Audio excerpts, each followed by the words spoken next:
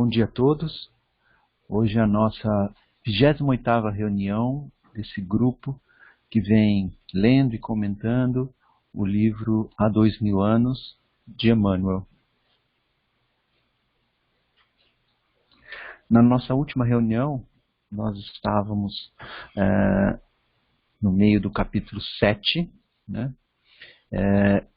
Um capítulo em que, após o rapto do filho, né, a Lívia decide ir ao encontro de Jesus. Ela havia saído com a Ana, né, uma serva que eles contrataram, que a maioria dos servos vieram de Roma. Essa, uma mais outra, foi contratada em Jerusalém. Aí elas saíram, estavam indo ao encontro de Jesus e antes de ir, elas pararam na casa do Simeão, que é um parente da Ana. Então, a figura patriarcal do velho Simeão de Samaria, porém, destacava-se a seus olhos entre todos os que receberam com as mais elevadas demonstrações de carinhosa bondade. Do seu olhar profundo e das cãs veneráveis, cãs são cabelos brancos, emanavam as doces irradiações da maravilhosa simplicidade do antigo povo hebreu, e a sua palavra, ungida, abençoada de fé, sabia tocar os corações nas cordas mais sensíveis, quando narrava as ações prodigiosas do Messias de Nazaré. Lívia, acolhida por todos com simpatia franca,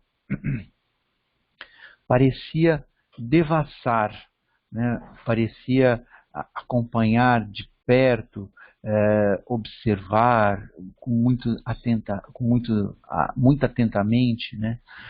Parecia devassar um mundo novo, até então desconhecido na sua existência.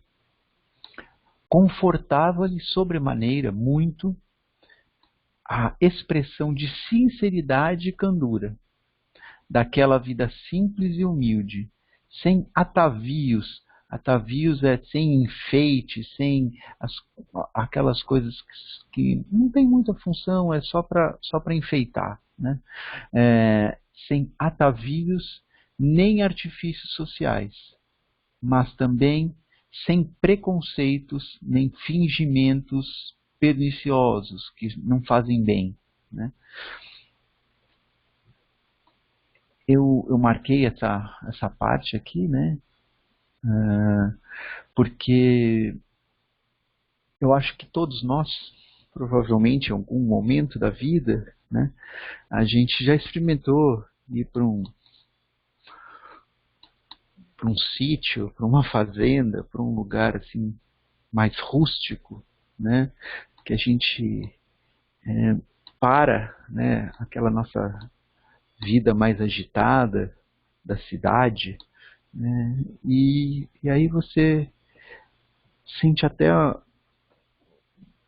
sente falta de uma série de confortos que você tem na sua vida, mas a gente percebe, indo às vezes para um lugar assim, que isso tudo é substituído muitas vezes por uma paz que a gente não sabe nem explicar, por esse contato com a natureza, uma coisa mais simples, né? Sem tantos atavios, né? Sem tantas coisas que não são tão necessárias, né? E eu acho que a vida que a gente está experimentando agora, né, com a pandemia, é um pouco disso, né? A gente está na cidade, né, agora sem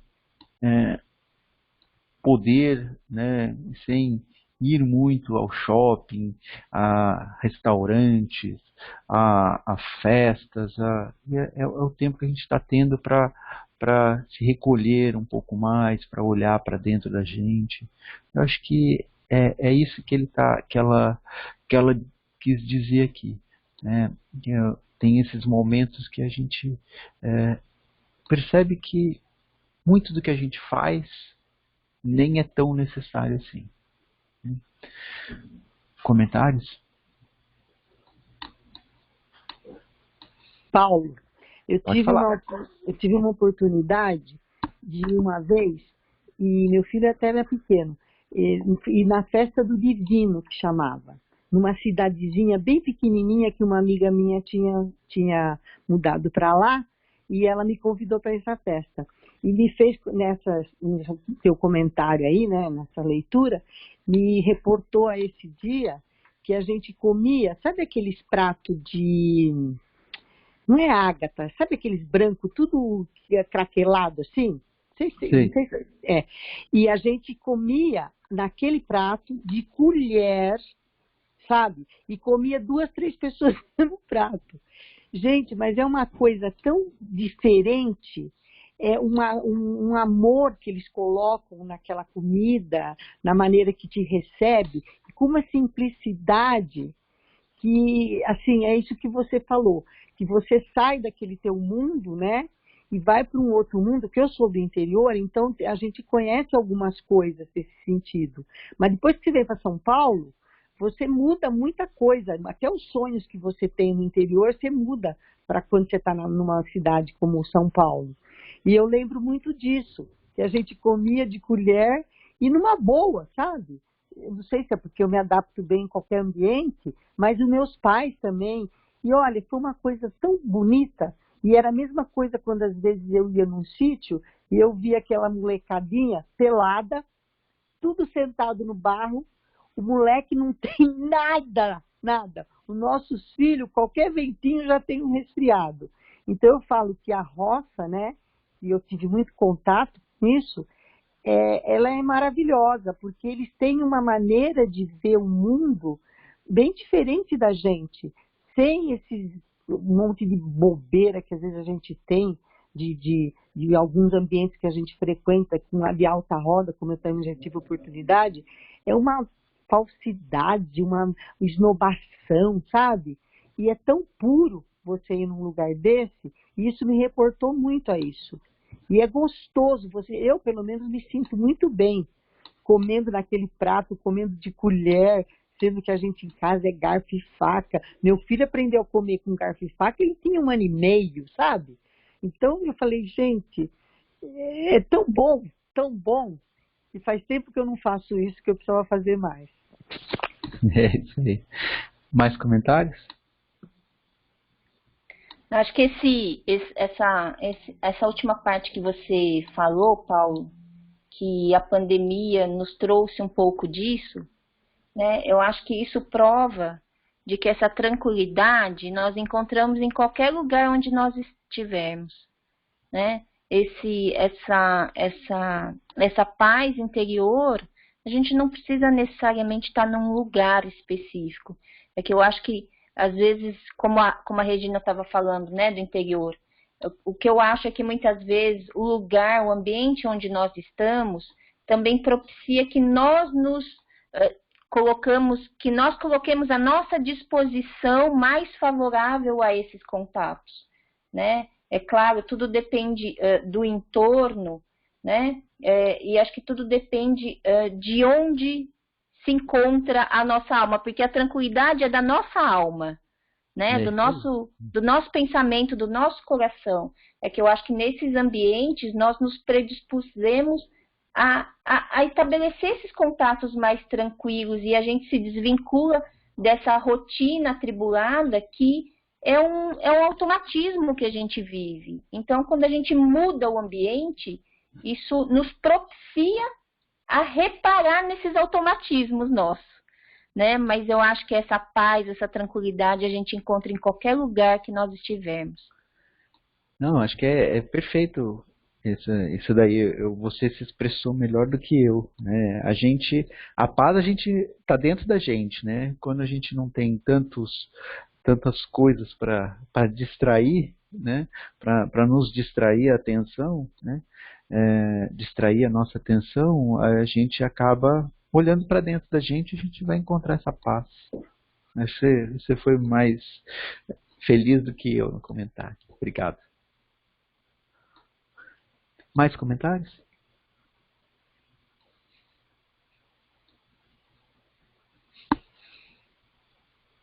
Então, seguindo na leitura.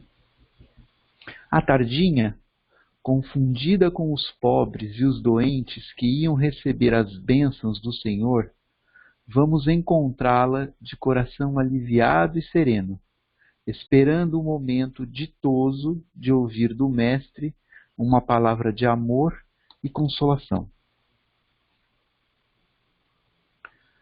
O crepúsculo de um dia claro e quente emprestava um reflexo de luz dourada a todas as coisas e a todos os contornos suaves da paisagem. Encrespavam-se, né? Ficavam crespas, né? As águas, né, começavam a ficar agitadas, as águas mansas do Tiberíades, ao sopro carinhoso dos favônios da tarde. Favônio é um nome de um vento, né, que vem do poente, do oeste, né, que se impregnavam, né, que se enchiam, né, do perfume das flores e das árvores. Brisas frescas eliminavam o calor ambiente, espalhando sensações agradáveis de vida livre, no seio robusto e farto da natureza. Afinal, todos os olhares se dirigiam para um ponto escuro que se desenhava no espelho cristalino das águas, muito longe no horizonte. Era a barca de Simão, o Simão Pedro, né, o Pedro dos Evangelhos, que trazia o Mestre para as dissertações costumeiras.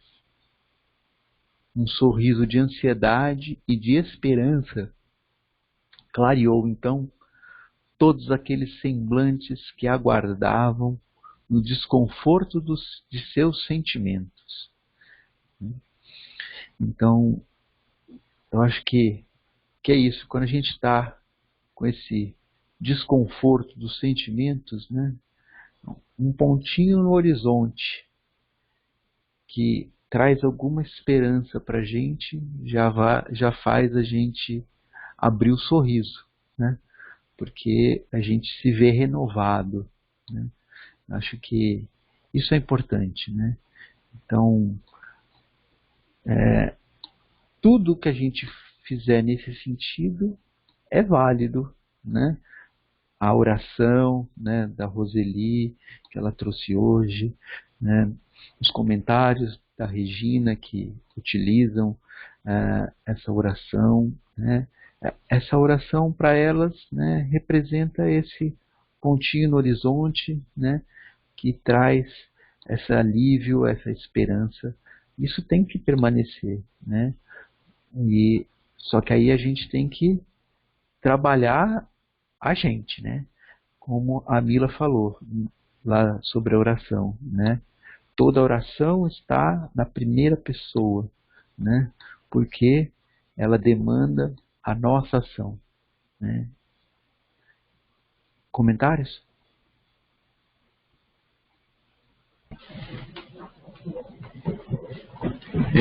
Eu concordo, Paulo, com aquilo que você falou. Eu acho que, inclusive, o tema escolhido para a Roseli foi de uma felicidade ímpar, né? Porque é assim, né? Quando você está num desafio que está te deixando muito desconfortável, né?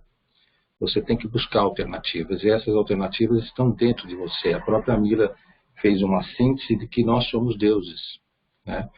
Só que você tem que ter essas alternativas, né? Quando você estuda autoconhecimento, é inevitável chegar no Ho'oponopono. E eu acho que o Ho'oponopono ajuda mesmo, concordo com a Regina. Os desafios nas nossas vidas são permanentes. Eu acho que você tem que ter essas técnicas de meditação para acalmar a mente. Acalmar a mente e achar uma alternativa para sair e superar aquilo.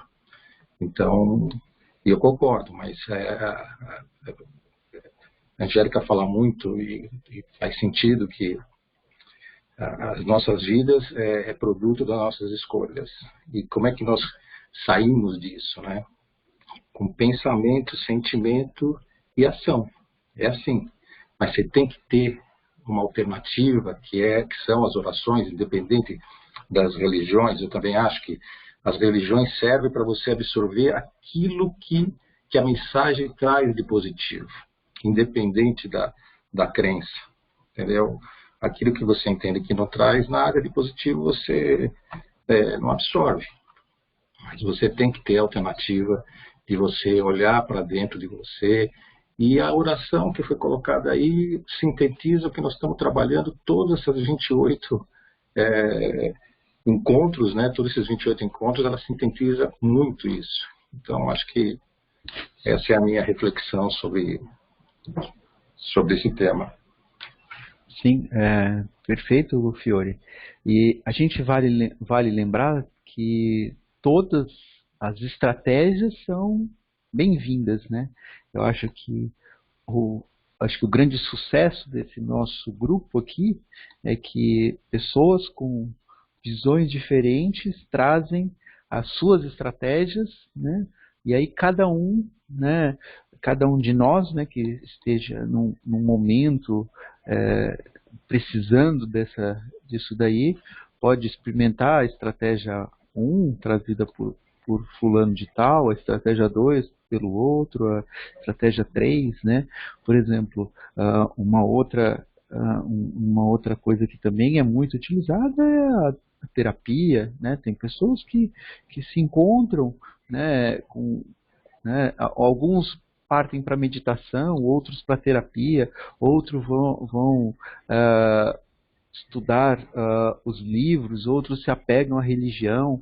Eu acho que tem todas essas estratégias, né? O que importa é a gente encontrar a nossa. Cada um tem que encontrar a sua, né? Não achar que a estratégia do outro vai funcionar para mim. Eu tenho que o outro deu aquela dica, né?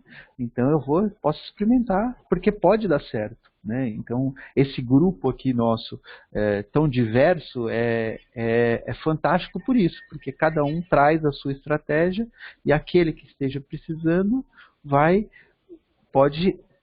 tem mais dicas, né? Para tentar encontrar a sua estratégia. Fiore, você quer falar? Não, perfeito, eu concordo. Eu tenho dentro da família pessoas que enfrentaram desafios, que realmente desafios importantes, e chegou ao nível da crise de ansiedade. A pessoa sai do equilíbrio e entra numa crise de ansiedade que tem que ir ao hospital, né, para tomar um calmante, alguma coisa assim. E é aí que entra, exatamente, eu acho que a sua definição é perfeita, as estratégias de cada um. Aquilo que te faz bem, aquilo que te traz para o centro, aquilo que te faz o equilíbrio, para você superar o desafio, porque o desafio é permanente, não importa o tema profissional, financeiro, relação interpessoal, ele vai ser permanente, que é justamente o aprendizado. É o aprendizado, é a pedagogia da evolução, né, espiritual, eu vejo assim. Então, as estratégias são importantes. Aquela que vai se encaixar, você segue. Perfeito. É exatamente isso, gostei. E pode ser que uma estratégia que a gente utilizou muitas vezes, naquele problema específico não funcione. A gente precise encontrar uma outra também, né? A gente tem que pensar nisso, né? Que às vezes a gente pode ser que a estratégia que funcionou para um outro lá, naquele caso que a gente tem, funcione, em outro não funcione. Então a gente tem que esse trabalho, por isso que é o eu, né? É a gente que tem que trabalhar, a gente que tem que fazer essa procura, né, da solução, né? Aí quando a gente estiver trabalhando, aí as coisas fluem. Fiore e Angélica. Concordo plenamente. Então tá bom. Por isso Angélica... que a gente vem falando, né, ao longo das nossas reuniões, que não existe uma receita pronta, né? De fato, é o que funciona para cada um e cada um tem um caminho, né? O que eu só quis salientar lá é que justamente essa questão de que é uma estratégia, óbvio, proveitosa, por isso que qualquer crença, ela é proveitosa, né? O que eu só quis salientar lá é que a gente não pode se perder só numa oração. A gente tem que partir pela questão da prática e pelo nosso trabalho de forma ativa, né? E a questão da ansiedade, Fiore, eu só estava falando assim, no sentido de que a gente não pode demonizar uma coisa que está presente na nossa vida. A gente não vai conseguir tirar a ansiedade e o medo de nós, porque faz parte da nossa constituição material, da fisiologia, né? É claro que cada um tem que cuidar e tem que vigiar, para que isso não se torne patológico, né? Que isso não vire uma doença, né? E aí cada um tem a sua estratégia para lidar com isso, né? Mas a ansiedade e o medo, como fala lá, no sentido de eliminar isso, eu não vejo isso como eliminar. Eu acho que a gente tem que saber como gerenciar essas emoções, porque a inquietação da ansiedade ou do medo, ela é produtiva sim, né? Depende de cada um de nós sabermos utilizar essas sensações a nosso favor, né? É isso. Não, eu concordo, Angélica. Eu acho que é exato. A gente tem que trabalhar essas emoções. A ansiedade, o medo, para que ela não se torne realmente numa crise, que aí você para. Aí não é esse o objetivo. Agora, ele é inevitável. Nós estamos vivendo, nós vamos ter ansiedade, vamos ter medo. O medo traz precauções, ele, né, que traz. Mas a gente tem que trabalhar, né? É isso, gerenciar.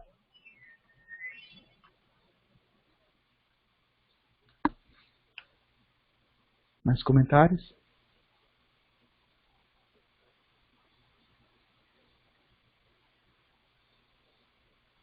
Lívia reparou aquela turba, aquela multidão, que por sua vez também lhe notara a estranha presença. Operários humildes, pescadores rudes, mães numerosas, cujos rostos macerados. Macerado é uma coisa que é apertado, espremido, né? Amassado, né? Só que aqui, rosto macerado é aquele rosto sofrido, né? Então, rostos macerados, em cujos rostos macerados se podiam ler as histórias amargas dos incríveis padecimentos.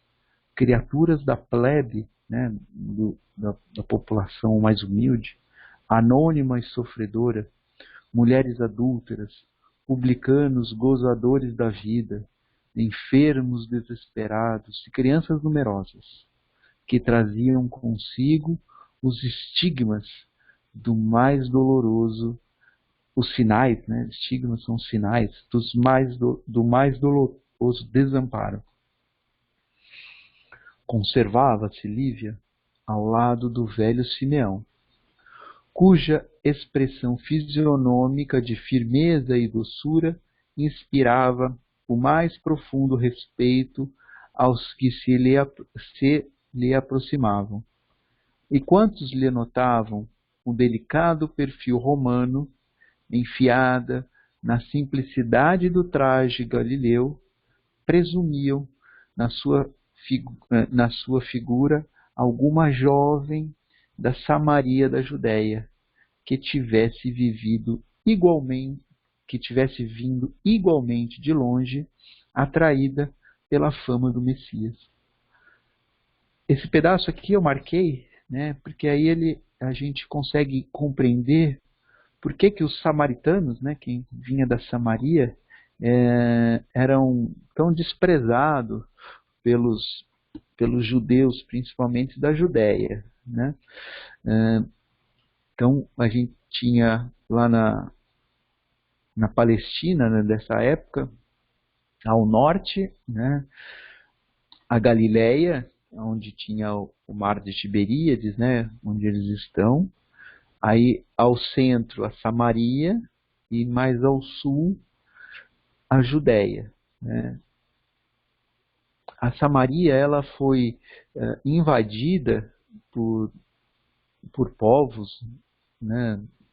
E houve uma miscigenação, né? Então, por conta dessa miscigenação, os judeus, especialmente da Judéia, né, não concordavam, não gostavam, né, daqueles que eram da Samaria. Né? Então, por isso que tinha, e acho que esse comentário aqui explica muito isso daí. E como teve essa miscigenação, né? Então eles tinham traços fisionômicos um pouco diferentes dos judeus. Né? E como a Lívia estava num traje galileu, mas tinha traços fisionômicos diferentes, né? Eles estavam confundindo com, com, com alguém vindo da Samaria. Comentários?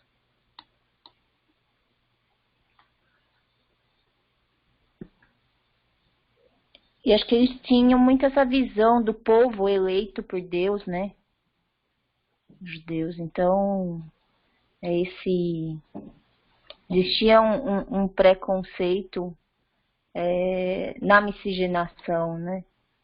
Que você deixava você misturar os povos. Isso existe até hoje, né? O preconceito da miscigenação e da mistura dos povos. Sim, com certeza. Mais comentários?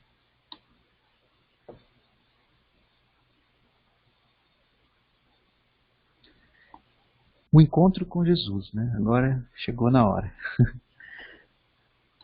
A barca de Simão acostara brandamente à margem, ensejando, né? Ensejando ocasionando, motivando, né?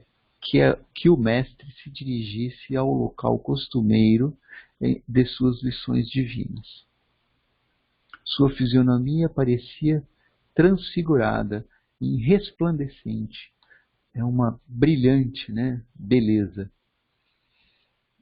Os cabelos, como de costume, caíam-lhe aos ombros, à moda dos nazarenos, esvoaçando levemente os ósculos, os beijos carinhosos dos ventos brandos da tarde. A esposa do senador não pôde mais despregar os olhos deslumbrados daquela figura simples e maravilhosa. Começara o mestre um sermão de beleza inconfundível, e suas palavras pareciam tocar os espíritos mais empedernidos, mais endurecidos, figurando-se que os ensinamentos ressoavam nas devedas de toda a Galiléia, escoando pelo mundo inteiro, previamente modelados para caminhar no mundo com a própria eternidade.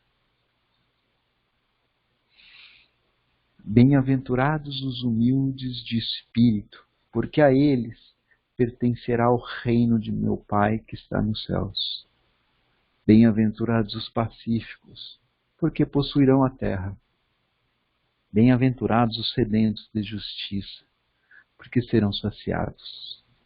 Bem-aventurados os que sofrem e choram, porque serão consolados nas alegrias eternas do reino de Deus.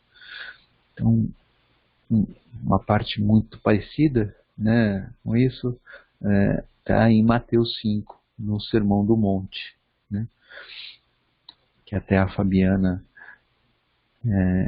trouxe para nós na mesma reunião 24, que eu citei quando a Roseli estava fazendo a oração dela. Né.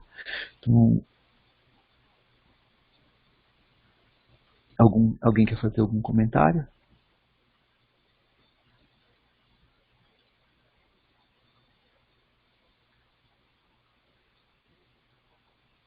E a sua palavra enérgica e branda. Aqui eu queria parar nessa parte, né? Porque ser pacífico, ser brando, né? Não não significa que nós temos que ser acomodados e não, como o Fiore gosta de falar, não se indignar, né? São duas coisas diferentes que a gente às vezes confunde essas duas coisas, né? Eu acho que Jesus foi enérgico sempre que necessário, né?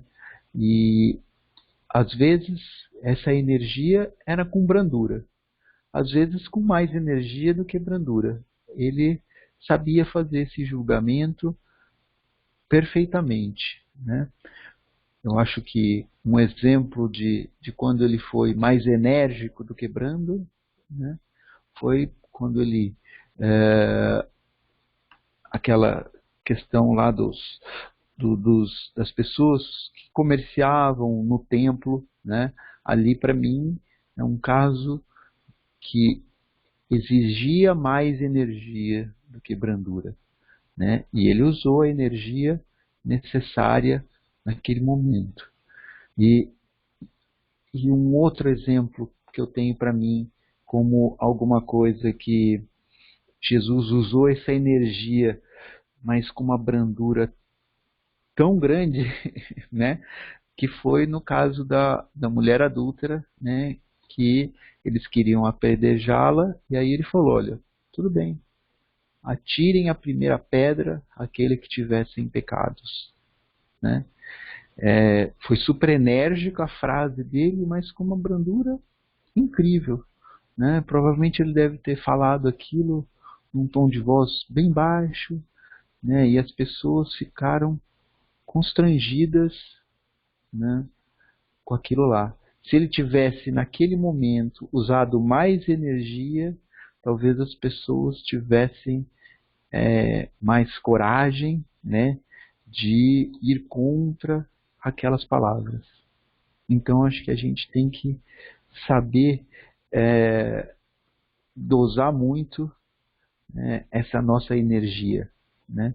Mas a gente usar isso sempre com muito amor, né? Se a gente for enérgico, a gente não precisa ser desrespeitoso, a gente precisa ser enérgico, com amor, né? Sem faltar com respeito com as pessoas. Comentários?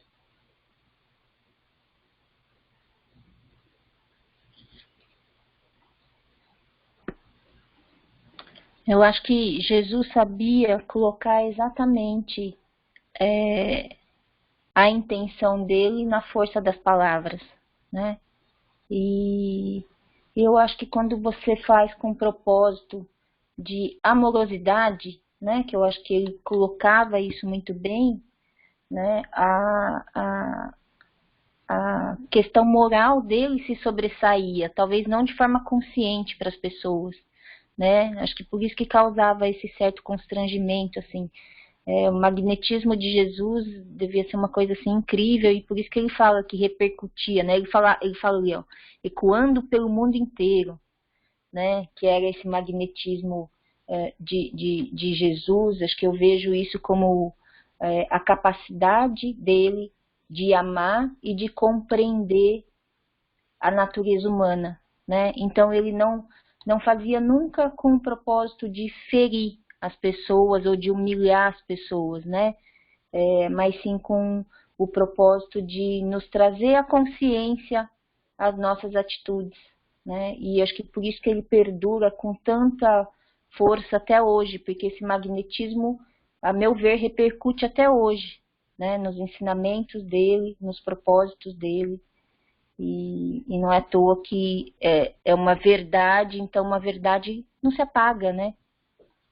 Por mais que a história tente caminhar para um lado ou para o outro, essas verdades que são eternas, elas perduram e ecoam pela eternidade, né? É isso aí. Mais comentários? Paulo, Pode falar. eu lembrei de quando a gente fez o curso de paz, aí você me ajuda, e quando a Gilda ia explicar como é que a gente devia lidar com as crianças, como é que a gente tinha que explicar as coisas. Ela focava muito isso, né? De que a gente podia ser enérgico, de que a gente podia ser enfático, mas tinha que ser brando, tinha que explicar as coisas com calma, né? Que a gente só perdia a paciência, gritava, esbravejava, batia, que fosse, quando a gente não tinha argumento mais, quando a gente meio que perdia a razão, né? E eu acho que Jesus tinha isso muito bem, né? Ele tinha muito claro como que as coisas tinham que ser feitas, como que ele tinha que lidar com essas crianças, né? Então, me fez pensar muito naquele curso que a gente fez há muitos anos atrás, foi uma coisa que ficou muito na minha cabeça. Meus filhos já estão adultos já, mas mesmo assim eu lembro disso. E eu acho que tem muito a ver com isso, né? De saber lidar com essas situações dessa forma enérgica e ao mesmo tempo branda, né? Só isso. Não, ótima lembrança. Eu realmente não tinha lembrado dessa questão. A Gilda sempre falou lá no curso de pais, lá no Noel, que os pais só perdem a paciência, só batem os filhos, são excessivamente enérgicos, não é? Quando eles não sabem mais o que fazer, né? E eu acho que isso não vale só para cuidar dos filhos, né? Eu acredito muito, eu utilizo muito isso no próprio trabalho, né? Eu acho que no trabalho, a gente fica nervoso, né? Quando a gente já não tem mais, como a Gilda falava, né? Quando a gente vai lidar com os filhos, se você já não tem mais nenhuma carta na mão para jogar, né?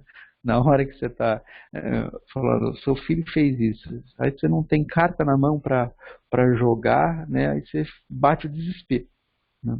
Então, o que a gente precisa é se preparar para esses momentos, criando estratégias, né? Voltando ao que a gente falou agora há pouco com o Fiore, criando estratégias. Cada estratégia que a gente tem é uma carta que a gente põe na nossa mão, né? Então, quando a gente tiver 4, 5, 10 cartas na mão, acontece alguma coisa, a gente está tranquilo. Por quê? A gente tem várias estratégias, né? Então eu vou usar essa daqui, né? Ah, não deu certo, você saca outra. E aí alguma vai dar certo, antes de você ficar sem carta na mão, né? Então eu acho que é isso daí. Realmente é fantástica a sua lembrança. Muito obrigado. Mais comentários?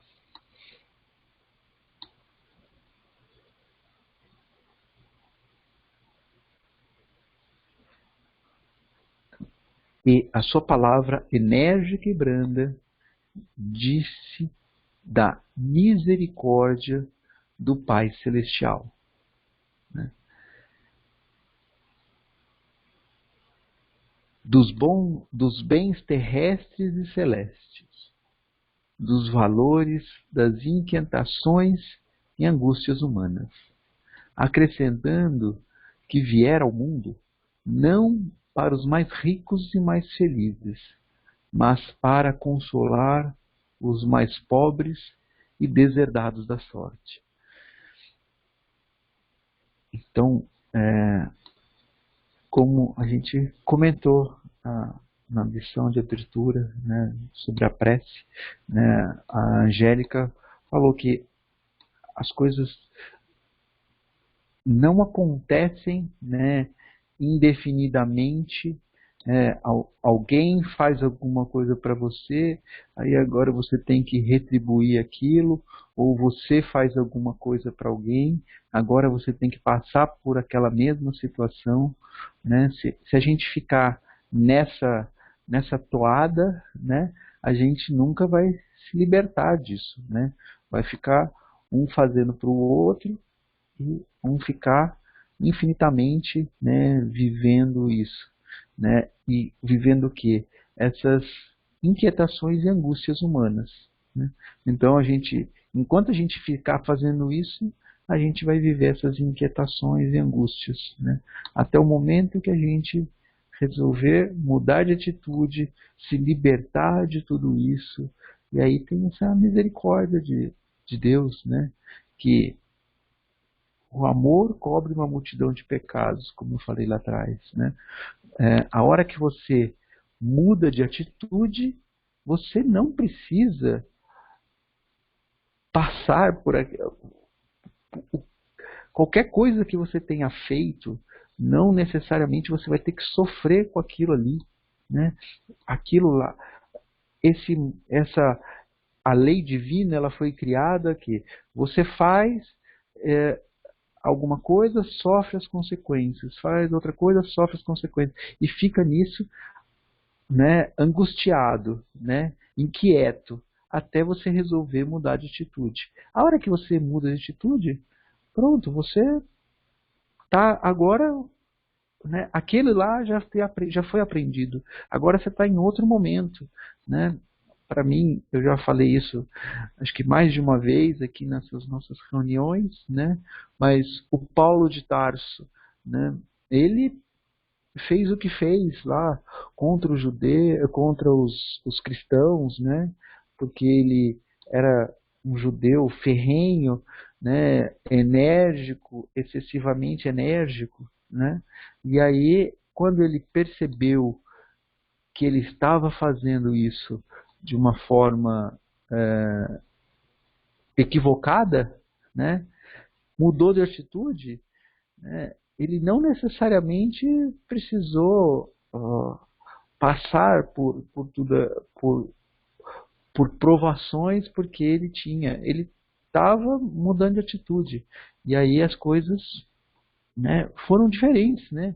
Ele conseguiu deixar para a gente explicações, né, que são riquíssimas. A gente e são muito mais fáceis às vezes de entender as explicações dele do que os evangelhos, né? Então as cartas dele são mais detalhadas, né? Então ele transformou toda aquela riqueza do evangelho numa coisa mais acessível para nós, né? E a outro exemplo, né, é a Maria Madalena, né? Ela ela era uma prostituta, uma cortesã, né? Vivia das sensações da carne, da matéria, né? Recebia muitos presentes, né? Porque ela tinha amigos poderosos, e aí chegou um dia que ela decidiu que aquilo não estava satisfazendo, né, interiormente as suas necessidades. E aí ela encontrou Jesus e mudou de atitude, né? E tudo aquilo lá não teve nenhuma consequência para ela. Por quê? Porque ela mudou realmente de atitude. Essas consequências aparecem mais nas nossas vidas para que a gente decida mudar de atitude. Enquanto a gente estiver na mesma vibração, a gente vai receber essas consequências. Na hora que a gente mudar de degrau na escada, a gente vai estar com as vibrações daquele outro degrau, né? A gente vai ter subido, né? Isso daí. Comentários?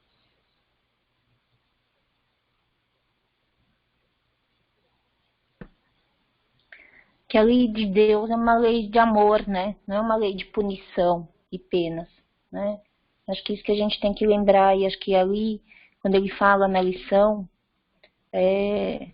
quando fala assim, que a palavra, né, de Jesus não veio para os mais ricos e felizes, não é porque ele não trazia a mensagem dele para todos. A mensagem de Jesus era para todos. Mas Jesus tinha o entendimento de que aqueles que padeciam por inquietações e angústias, ou que estavam nesse ciclo de sofrimento, eles estavam mais predispostos a escutar, a refletir, né? Porque o que acontece quando a gente passa por momentos de desafios muito grandes na nossa vida, a gente faz esse exercício de entrar num processo de reflexão, né? Então, é quando a gente se predispõe a essas mudanças, né? acaba sendo mais fácil porque nós passamos a refletir e nós passamos a nos conectar com a vida de uma forma diferente. Não que a palavra de Jesus não fosse para todos, né? Porque é isso, senão seria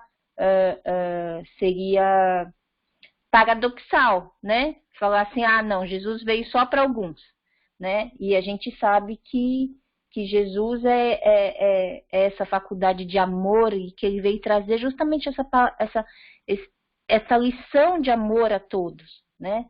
Então, mas Jesus tinha esse entendimento, né? De que de repente aqueles que fossem mais ricos e felizes, né? Eles estavam tão preocupados com a sua própria vida que eles não não se davam a oportunidade muitas vezes de refletir. É o que acontece conosco, né? E por isso que acho que isso que você estava falando, né, Paulo, dessa questão nossa de mudança de atitude tem a ver com isso, né? Então é só essa lembrança aí de que essas lições de Jesus e a palavra de Deus é uma lei de amor, né? E não vem para nos prender, para nos aprisionar. Eu acho que esses momentos que nós passamos são culpas que nós geramos, porque nós nos sentimos culpados e nós nos aprisionamos às nossas próprias atitudes, né? Mas se a gente se conscientizar, e como o Fiore lembrou bem da questão do autoconhecimento, né? O autoconhecimento é ferramenta importante para esse processo de libertação, né? Porque é através da consciência das nossas atitudes que nós podemos fazer essas mudanças, né? Sem nos conhecermos ou sem entendermos esse mecanismo, a gente chega lá, só demora um pouco mais de tempo. É isso aí. Obrigado por ter complementado, que eu no fim esqueci de falar sobre a parte dos ricos e dos pobres aí, né? Jesus veio para todos, né? Que os pobres estão mais com ouvidos mais de ouvir, né, do que os ricos. Perfeito. Obrigado pela complementação.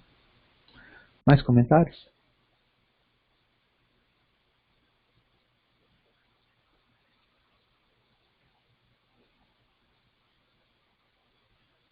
A assembleia heterogênea escutava-o embevecida, encantada, né, assim, em êxtase, nos seus transportes de esperança e gozo espiritual.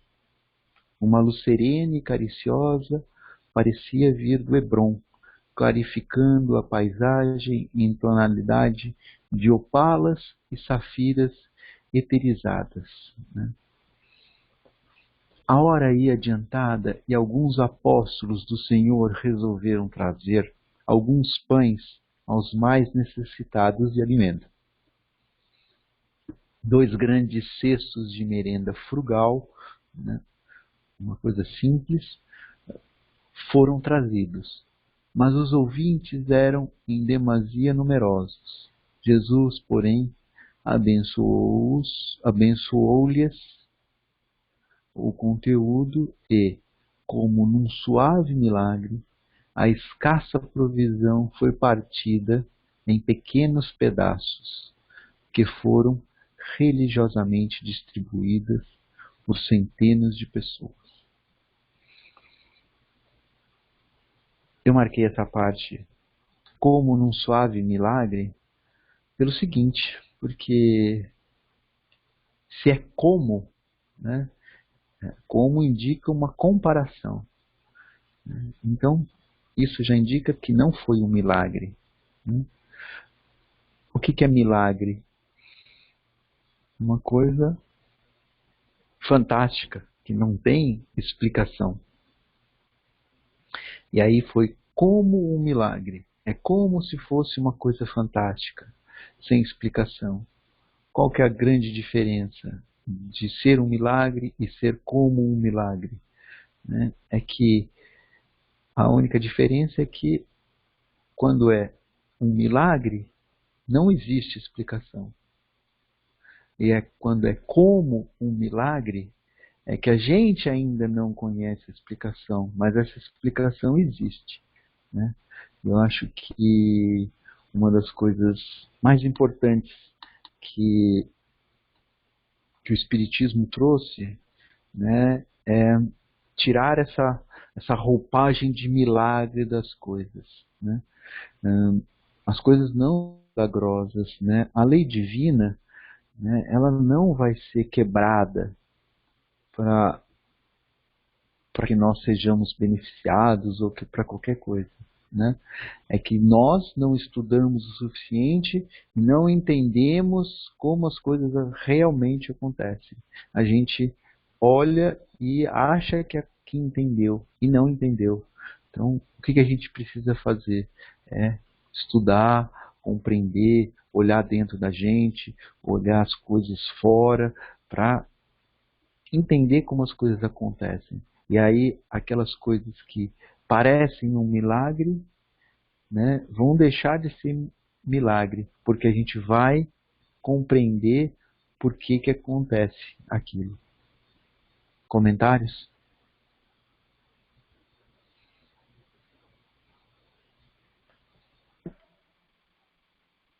Eu acho muito importante isso que você falou, Paulo, porque eu acho que conforme nós vamos compreendendo melhor as lições de Jesus, né, e os mecanismos da vida, a gente entende que a gente não tem que cultuar as coisas como se elas fossem algo inatingível, né? Senão a gente coloca, eu acho que assim, Jesus e as lições que ele trouxe, né, eles têm que servir como referência para nós em que direção nós vamos rumar, né? Mas Jesus passou por todas as etapas evolutivas que nós também estamos passando, né? Jesus também enfrentou todas as dificuldades do corpo material que nós enfrentamos, né? Porque acho que é importante fazer essa colocação, porque isso nos mostra a possibilidade de que nós também podemos alcançar essa evolução, né? Simplesmente Jesus está num ponto à frente do que nós na evolução, né? Mas isso não isentou ele de todas as lutas que nós também temos, né? Então, cabe a nós compreendermos isso e a gente desmistifica justamente essa questão, né, de colocar num pedestal tudo que a gente não consegue compreender, né? Por isso que eu foco bastante na questão de conscientizar as coisas, né? Porque eu acho que é através do estudo e do conhecimento que a gente chega lá. Eu acho que a gente tem que caminhar de forma muito equilibrada com relação às nossas emoções e sentimentos, né? E a nossa capacidade intelectual e mental, né? São as duas coisas que nos faz progredir e que nos faz caminhar, né? Obviamente que tudo isso tem que ser tomado com muito equilíbrio, né? Essa é a minha reflexão aí sobre isso. Obrigado, Angélica.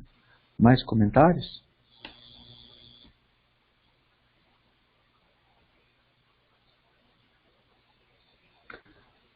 Lívia recebeu igualmente a sua parte, e ao ingeri-la, sentiu um sabor diferente, como se houvera sorvido um remédio apto a lhe curar todos os males da alma e do corpo. Eu acho que a gente sente esse sabor diferente quando a gente começa a perceber, né, a grandeza, a profundidade e a simplicidade desses ensinamentos de Jesus, né? Como a gente, né, como eu falei lá daquela a vida simples que a gente pode ter, né, que a Regina complementou, eu acho que a gente não precisa ir para um lugar diferente para fazer isso. A gente precisa fazer isso na nossa vida cotidiana, né? E a forma, né, que a gente tem para atingir isso, né, é ao máximo que a gente puder, né, seguir os ensinamentos de Jesus, né, porque eles são normalmente simples, e a hora que a gente começa a seguir esses ensinamentos, a gente sente esse sabor diferente, né, esse sabor que pode curar todos os nossos males, né, tanto da alma e até do corpo, né, porque, como eu havia falado antes, né, essas inquietações e angústias, né, tanto da alma quanto do corpo, são esses, como se fosse um despertador, né, para a gente buscar alternativas, né, para a gente buscar que cartas a gente tem na mão, né, e lembrando que a hora que a gente decidir por atitudes diferentes, né, e que estejam mais alinhadas com a de Jesus, né, a gente vai sentir isso. E mas não que as de Jesus sejam as únicas, né, possíveis.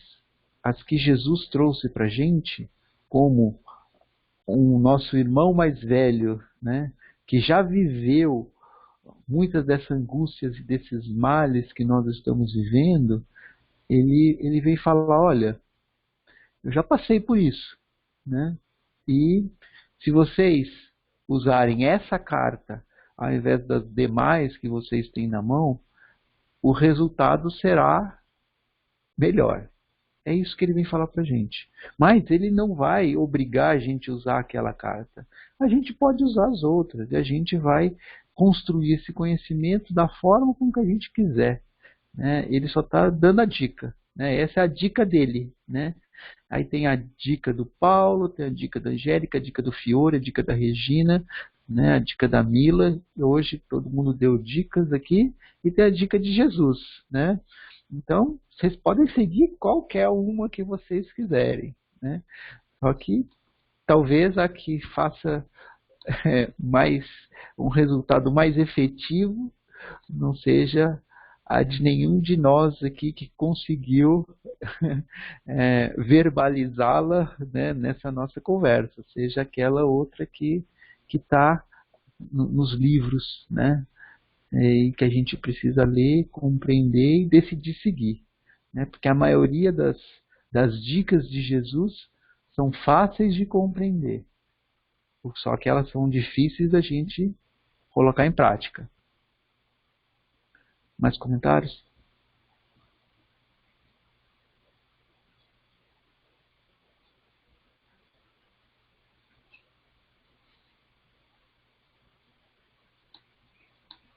Então, continuando. Porque uma tranquilidade lhe anestesiou o coração flagelado e desiludido. Comovida até as lágrimas, viu que o mestre atendia carinhosamente a numerosas mulheres, entre as quais muitas, segundo o conhecimento do povo de Cafarnaum, eram de vida dissoluta e criminosa, né? Outras Marias Madalenas, né?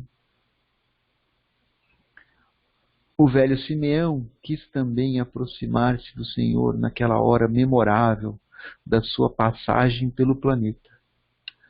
Lívia acompanhou automaticamente, e em poucos minutos achavam-se ambos diante do Mestre, que os acolheu com o seu generoso e profundo sorriso. Senhor, exclamou respeitosamente o ancião da Samaria, que deverei fazer para entrar um dia no vosso reino? Eu marquei pergunta, né? Porque eu acho que é a pergunta que todos nós fazemos, né? Principalmente quando essas angústias, inquietações, ansiedades, né, afloram, né? A gente pergunta, né, o que eu deveria fazer? Em verdade te digo, replicou-lhe Jesus carinhosamente, que muitos virão do Ocidente e do Oriente, procurando as portas do céu, mas somente encontrarão o reino de Deus e de sua justiça aqueles que amarem profundamente. Acima de todas as coisas da terra, o nosso Pai que está nos céus, amando o próximo como a si mesmo. Então, amar profundamente, né? Não as coisas da terra, né? Mas todos nós, né? Todos os nossos, as pessoas que estão ao nosso lado, como nós amamos a nós mesmos. Acho que é isso. Comentários?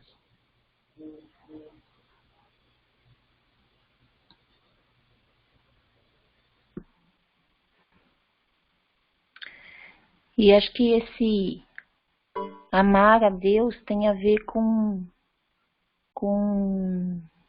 seguir,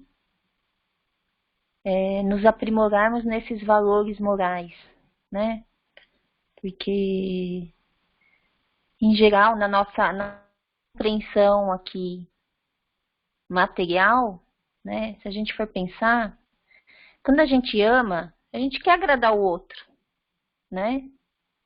Então, acho que o amar a Deus tem a ver com isso, e agradar a Deus tem a ver com esse aprimoramento moral nosso, né? E o aprimoramento moral, obviamente, passa pelo amor a todos, né?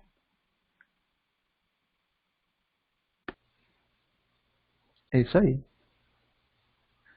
Mais comentários? Fiore? Esse acho que é o maior ensinamento de Jesus, né, que ele deixou, que é amar o próximo a si mesmo. O duro é chegar nesse estágio.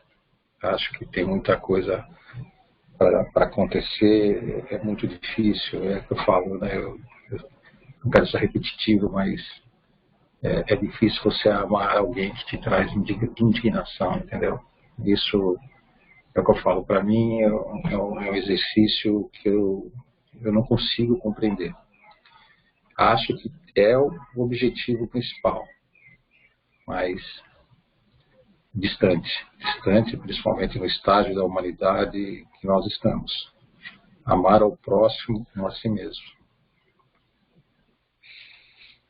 A humanidade com certeza é importante, Fiore, mas isso é um passo que cada um de nós vai ter que dar. Mais dia, menos dia, cada um de nós vai ter que dar esse passo, independente da humanidade já ter dado ou não, né? Então, a gente todos teremos que fazer isso. Acho que nenhum de nós está preparado, eu acho que aqui na Terra para fazer isso, né? Mas todos nós vamos ter que fazer um dia. Exato. Eu até acho que eu evoluí um pouquinho, vai um passo de formiguinha, de pensar por que a pessoa está fazendo aquilo, né? Qual é a causa que levou a pessoa a ter aquela atitude, né? Uma família disfuncional, sei lá, um ensinamento que precisava ter, não teve, ausência de um pai, de uma família. Eu acho que isso, para mim, já é uma pequena evolução, que eu falo assim, de formiguinha. Embora eu não compreenda por que está se fazendo aquilo, não aceito, né? Mas eu penso comigo que já é um passozinho, pequenininho, vai. Eu já estou pensando assim, vamos entender, vai, por que determinada pessoa fez aquilo com a outra pessoa, com o animal, tudo mais. É uma pequena evolução. Eu me sinto assim, entendeu? Eu estou me preparando para um dia eu vou chegar a esse nível, né? Que eu acho que é o nível máximo com certeza da espiritualização. Com certeza chegará. É? Com certeza que você vai chegar. Posso falar? Porque é o nível máximo da espiritualização, né? Você amar o próximo como a si mesmo. É o estágio máximo. Eu vejo dessa forma. Fabiana? Posso fazer uma colocação? Claro, por favor. Na verdade, mais é uma coisa minha. É o que eu percebi que funciona para mim, sabe, Fiore? Te tomando assim como seu exemplo agora. Para mim, começou a fazer um pouco mais de sentido quando eu parei de enxergar o outro e comecei a enxergar a mim. Isso foi uma conversa que eu tive com a minha terapeuta também, porque além do espiritismo eu faço terapia e isso me ajuda a compreender certas coisas que às vezes eu não consigo encontrar respostas dentro do espiritismo, né? Então eu fiz essa mesma reflexão que você falou para ela, porque eu também tinha um pouco de dificuldade de compreender isso. E uma coisa que me ajudou muito foi que ela falou assim: Fabiana, para de olhar o outro, olhe para você. Então, por exemplo, por mais que tenha sido difícil, que você ache que tenha sido injusto, o que você pode fazer com aquilo, entendeu? Porque eu acho que o que ela falou fez sentido para mim no momento em que eu, de repente, paro para pensar, se fosse comigo, qual que seria a minha atitude? Porque se eu ficar na atitude de indignação, sempre, eu vou ter uma atitude de indignação. Agora, se eu tiver uma atitude acolhedora, tentar, eu sei que é muito difícil, eu ainda tento fazer isso hoje em dia, não vou te falar que eu consigo, é um processo difícil para mim, mas hoje, quando acontece alguma coisa que eu fico muito indignada, eu paro e penso, o que a sua atitude pode fornecer de contribuição com relação a essa situação, entendeu? Então, quando a gente parar de olhar para o outro e olhar para dentro de nós como se a gente fosse um gestor daquilo, não que aquilo tenha sido culpa nossa, mas como se a gente fosse gerir aquilo, qual que é o significado? Porque muitas das vezes eu me via fazendo a mesma coisa, tipo, tomando uma atitude mais enérgica, alguma coisa assim. Mas quando você se coloca como autor daquilo, eu comecei a perceber que a coisa muda um pouco de figura. Eu paro de colocar a culpa tanto no outro e começo a entender o que eu posso fazer por aquilo, entendeu? Independente do outro, né? Aí você vai falar assim, mas eu preciso amar o outro. Mas eu acho que quando a gente compreende um pouco mais a questão do nosso âmbito e tenta abraçar a questão, eu acho que eu percebi, tá? Eu tô falando por mim. Eu percebi que eu conseguia enxergar a coisa com menos indignação, vamos dizer assim. Não é para tudo que eu consigo e não é todas as vezes que eu consigo.